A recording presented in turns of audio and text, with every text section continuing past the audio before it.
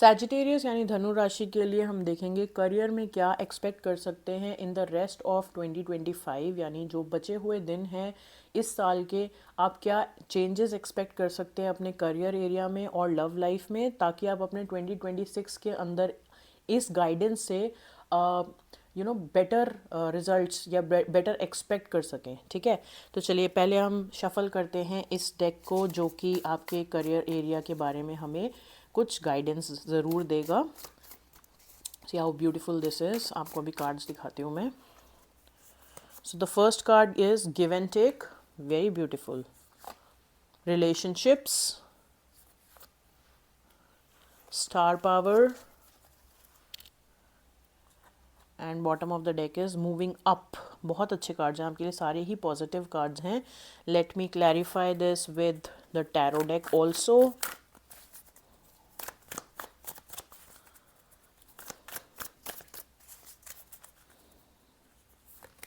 Eight of cups, ace of swords, ten of pentacles, the magician. Wow, सबसे पहले मैं आपको कॉन्ग्रेचुलेट करना चाहती हूँ सैजिटेरियंस। आपकी करियर लाइफ एक बहुत ही बड़ा आपके लिए सक्सेस लेके आती हुई नज़र आ रही है। आप हर तरह से अबंडेंट होने वाले हैं। In the rest of your 2025 you are able to achieve almost whatever you have desired for in your career area. चलिए स्टार्ट करते हैं। So equal give and take आता हुआ नज़र आ रहा है, यानी कि आपने अगर मान लीजिए 100 रुपया इन्वेस्ट करा है तो आपको उसी के हिसाब से रिटर्न्स मिलने वाले हैं।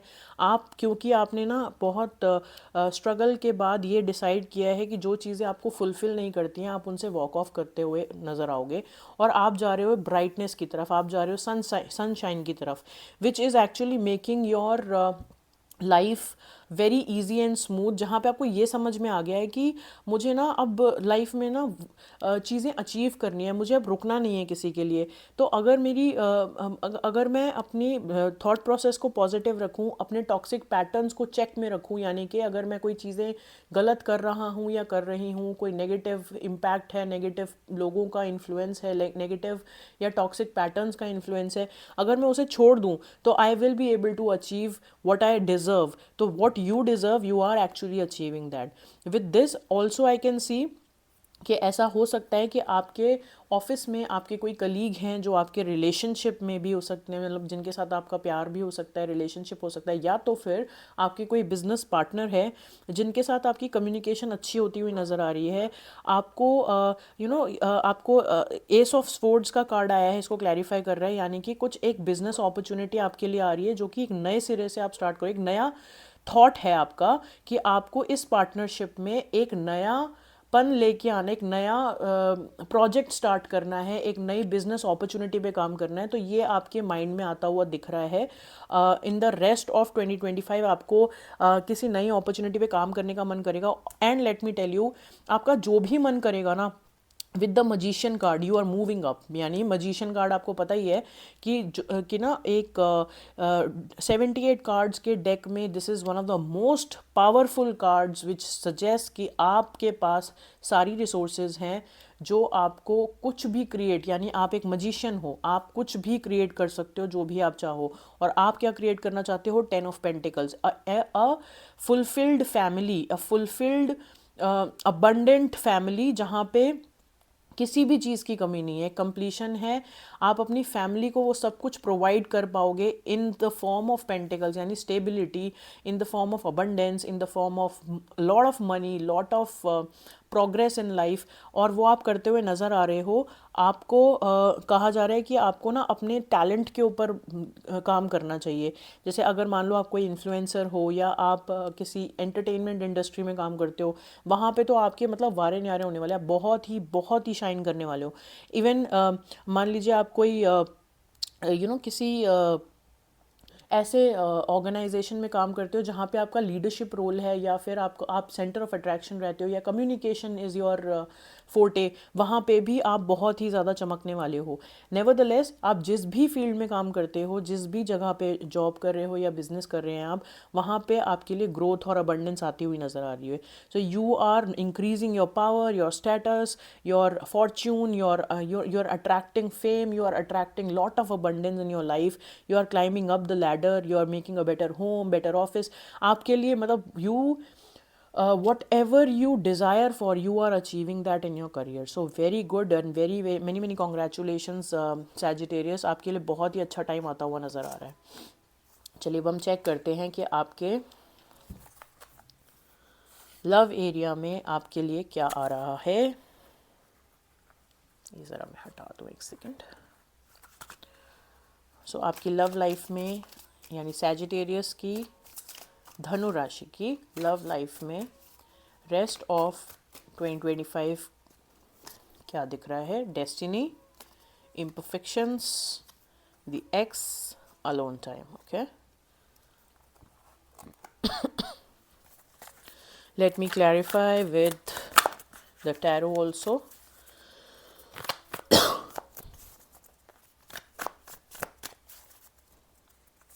Six of Pentacles, King of Swords, Seven of Pentacles and the Wheel of Fortune।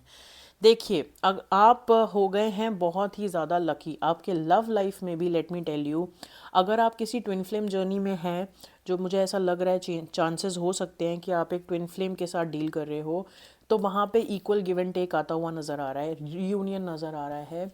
Eight the same time अगर आपको लगता है कि आप किसी मतलब नहीं भी हो ना इस तरह की किसी जर्नी पे, still in your love life आपने अगर मान लीजिए टर्बुलेंट टाइम्स फेस किए हैं इन द रिसेंट पास्ट, तो आपके लिए इक्वल गिव एंड टेक वाला सिचुएशन बनता हुआ नज़र आया है, जहाँ पे आपने बहुत लंबे समय से अगर इम्बैलेंसेस फेस किए हैं कि आप अपने रिलेशनशिप एरिया में कुछ चीज़ें चाहते रहे हैं और वो चीज़ें आपको नहीं मिल पा रही थी, एक बैलेंस नहीं आ रहा था, एक इमोशनल अपलिफ्टमेंट नहीं आ रहा था, तो वो अब आता हुआ नज़र आएगा आपको रेस्ट ऑफ 2025 में। एट द सेम टाइम ये इसलिए आ रहा है क्योंकि आप बहुत क्लैरिटी से अपनी बात को रखना जान रहे हो, आपको पता है कि आपको क्या चाहिए और आप उसको कहते हुए दिख रहे हो।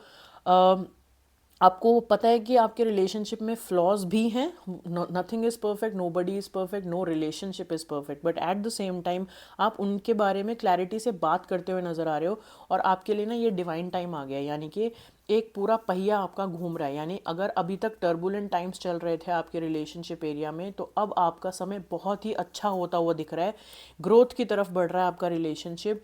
आपका अगर किसी पास्ट बैगेज या पास्ट रिलेशनशिप वूंड की वजह से आपके इस रिलेशनशिप में इशू था, तो वो भी आप हील करते हुए नज़र आ रहे हो।